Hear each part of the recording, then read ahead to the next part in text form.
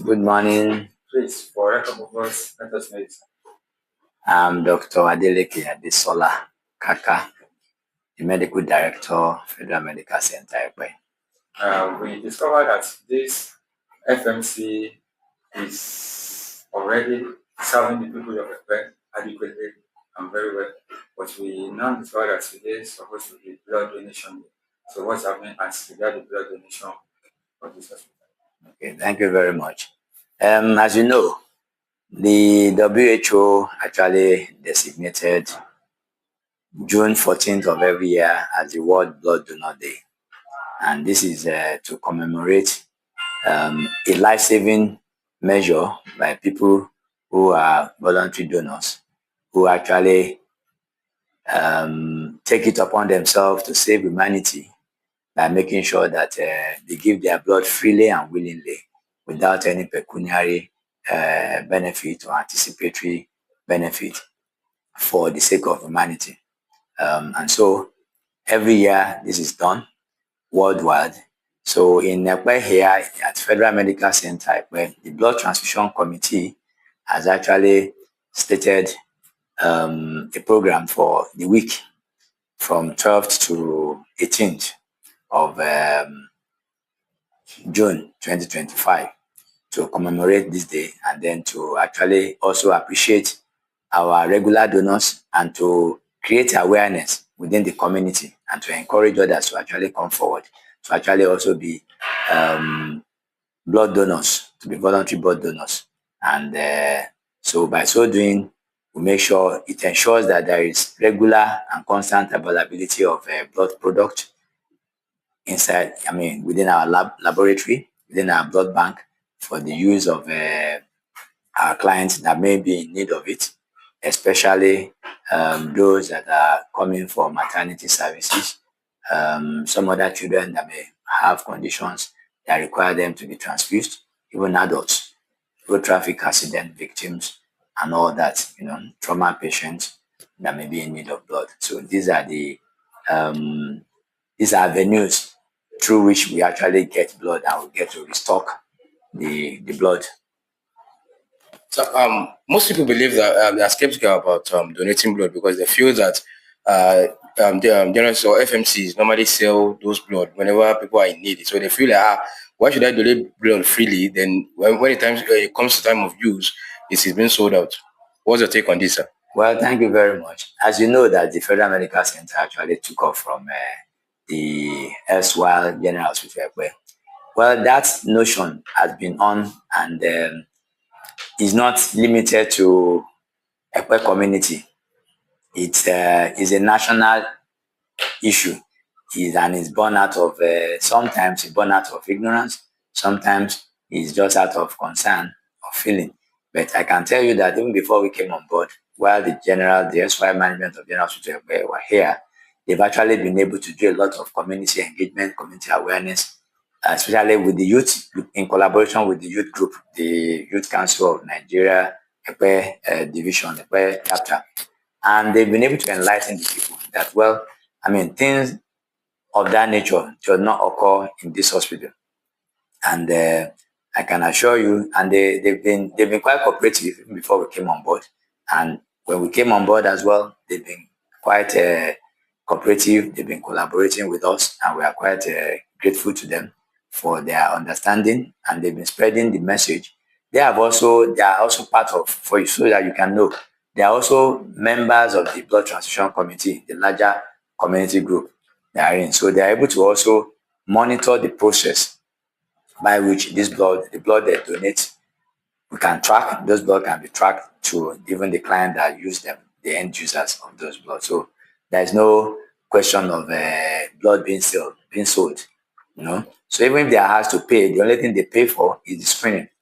So just pay for the screening, in which case you want to test those blood for those viral infectious conditions, which will be deleterious to any recipient of such blood product. So you want to be sure they are free of such, like hepatitis, HIV, syphilis, and all that. So once they pay for that, then I think as far as I know, it's an affordable sum of about 10,000 right now. Even though blood such a blood screening exercise has gone up. Prices of such has gone up even within other hospitals, but we are still maintaining what we met on ground. That is with the same fee. So by and large, I think we'll also appreciate the media. Thank you for coming, and we'll appreciate you if we can actually also further enlighten our people. There is no harm in donating blood, really, and they shouldn't have the fear. They should not the fear that they're going to sell the blood. So that is the only what's it called? The only area where cost came in. That is when they have to pay for screening. When somebody needs to use the blood, so that you pay for the screening, so that that blood is certified free of any medical condition, any infectious diseases. You understand? So, and I think that is it. So talking about storage, do FMC have these facilities to store, even because a lot of people will be coming in to donate blood?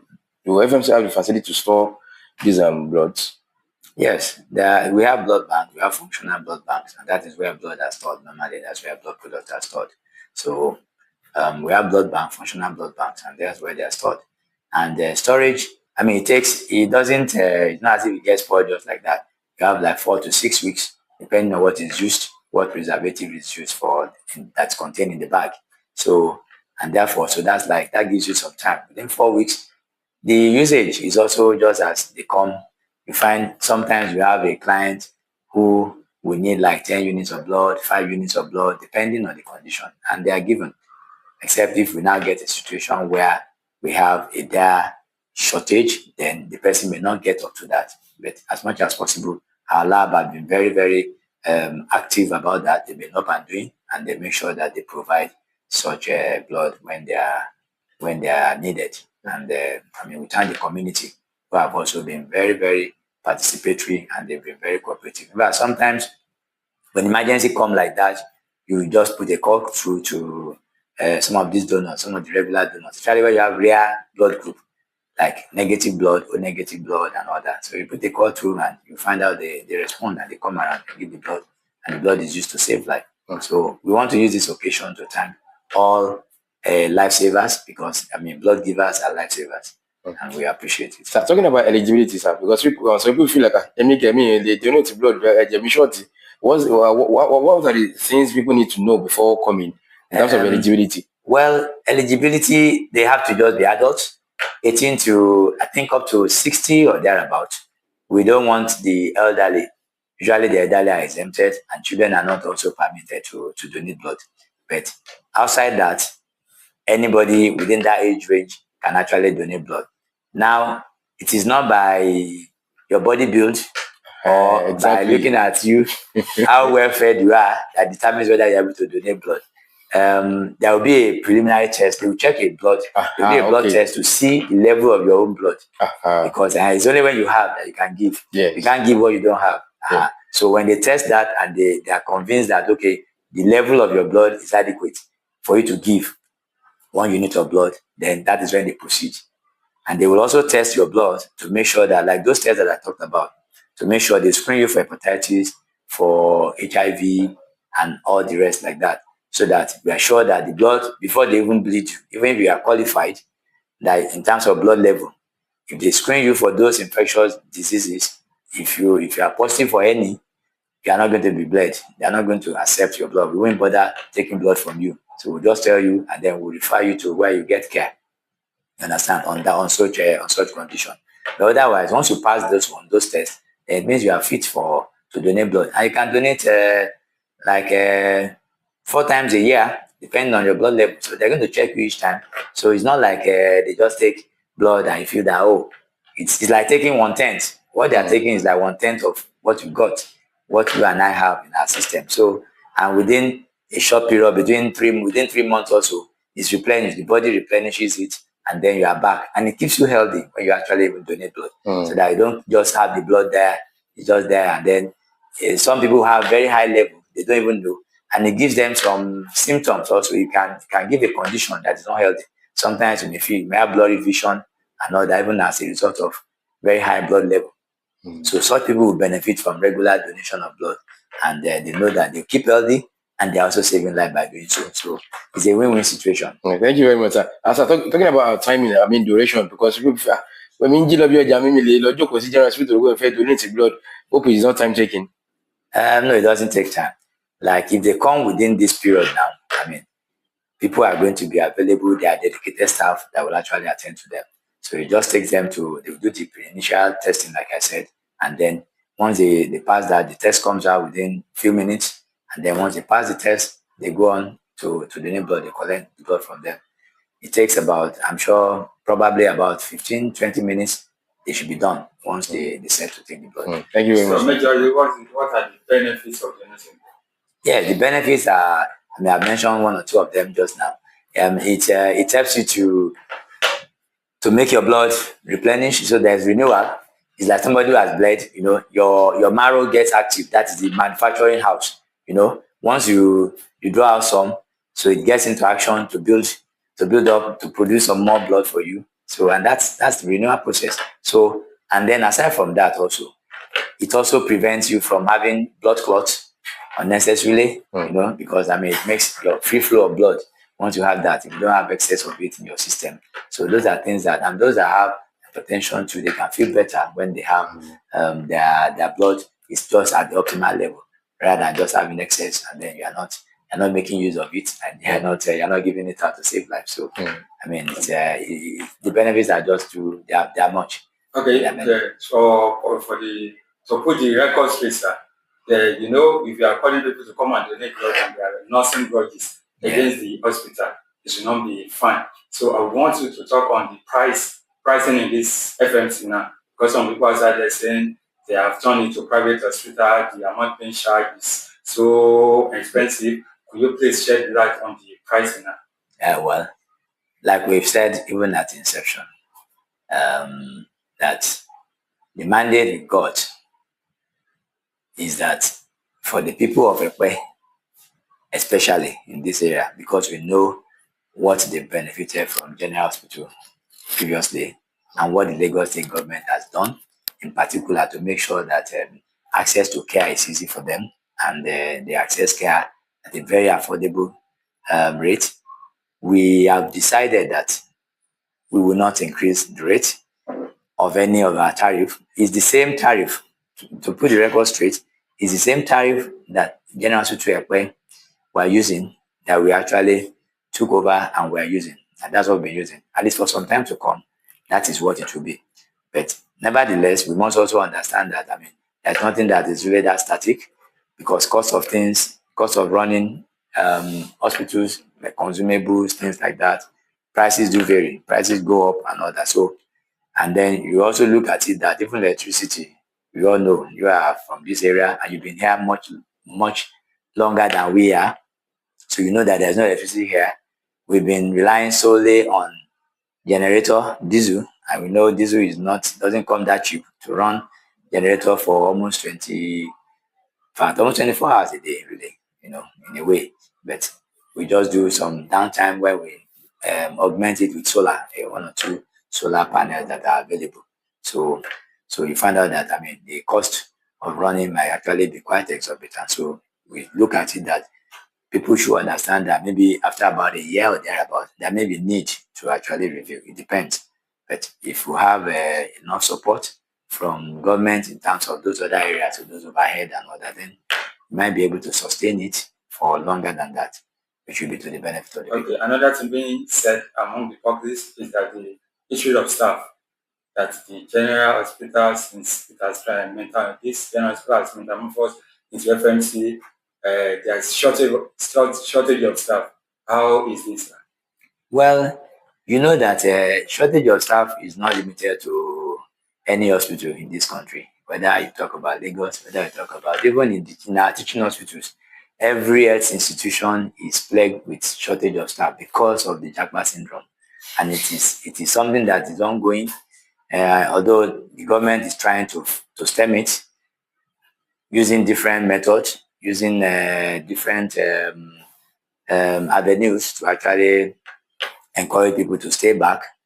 So it's not an isolated thing, but it's something that I mean, we know that, I mean, there's effort we are going to do recruitment very soon also, even though we know that, I mean, some staff of Lagos State have left. The Lagos State government will have been gracious enough to also actually leave behind some staff, some critical staff with us for some time, pending the time we will do recruitment, so that we can have enough people to man the place. So it's a national thing, and I think it will should definitely be a thing of the past. I think we all do well by encouraging our people to stay back and serve the nation. I think it's important. I mean, there's no place like home. Lastly from us, sir, your message as regards the health of our people in Epe and all over Epe Division. Well, I want to say that our people should continue to, the people of Epe should continue to avail themselves of the facilities that are available, services that are available at their doorstep. The hospital is readily accessible to them. It is still affordable among all hospitals that is be compared with any private institution in Lagos. I mean, you will say that, I mean, it's better to do this. And I want to also stress this for the people also. Let them also imbibe the health insurance. Let them take on the health insurance. There are different types. LASHMA, we are also in partnership with LASHMA. We're in partnership. There is NHIS, National Health Insurance Scheme. So people can enroll in any of these, and it will take away, it will reduce drastically the burden of out-of-pocket payment, because out-of-pocket is not sustainable. That's the truth. So, I mean, insurance is the way to go. So anybody here, they should be able to actually get into that scheme, whichever way, whether you're a civil servant, whether you're a private enterprise owner, or medium and small scale enterprise practitioners. I mean, I think that is the way that will actually make sure that, I mean, health financing is easy for all, and we can also, it makes it easy to achieve the goal of universal access to healthcare. So I want to also enjoin the people, the well-meaning people of Epe Division, the elite here, philanthropists. They can also assist the low-income people, who I presume are probably the majority. They can assist them by sponsoring them, by paying for their insurance, yearly insurance, health scheme. I mean, that will help. So it will go a long way, rather than they just come on you once like that and say, I'm sick, I'm healed. Hospital say I should bring so amount, and you have to cough out like 300,000 at once as they go. How many people would that go around to? But if you put them, enroll them in insurance, you can sponsor like 50 people before you know it, or 100 in a year. Paying, even if it's large malaria echo, it's just probably about 15 now, or thereabout. It's about 15,000 naira premium. So if you have that, if you are putting down like 150, you're already covering about 10 people. So by the time you put down some of 1 million naira, you've covered quite a number of people for a year and their family. So I think those are the ways to go. Thank you very much. Thank you.